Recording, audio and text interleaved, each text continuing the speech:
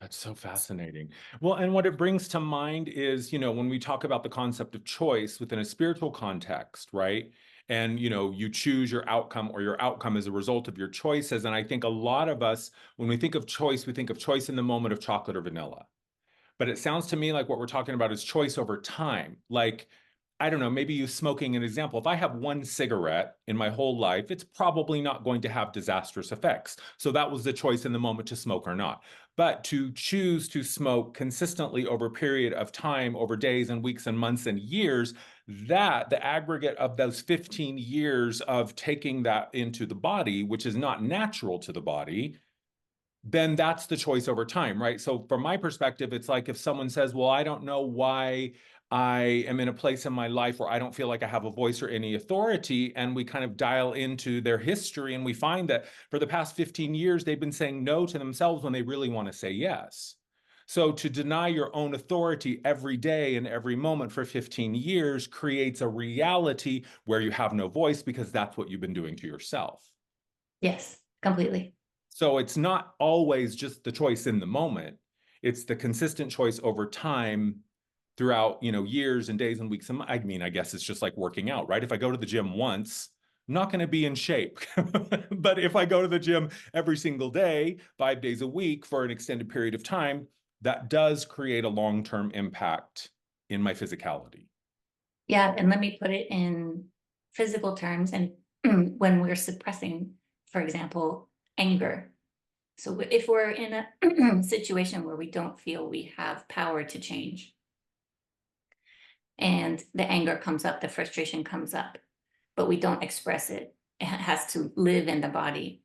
That increase in cortisol, increase in the adrenaline, the increased inflammation in the body, every time that situation happens, you're building up those injuries to your body. And going back to body wisdom or body language, for sure your body is telling you that you need to change that situation. Maybe there's some joint pain, maybe there's some digestive issues, maybe there's a headache, a tension headache, or pain around your eyes, migraine.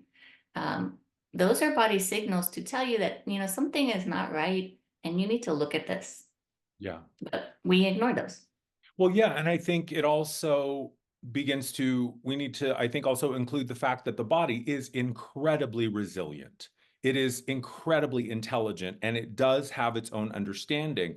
And the way that I look at it is, think about long-term drug or alcohol abuse with a substance that you actually now have to have medical supervision to go off of it because the body has gotten so accustomed to that being a part of your system over time that it actually learns how to work with it to the degree that it needs it.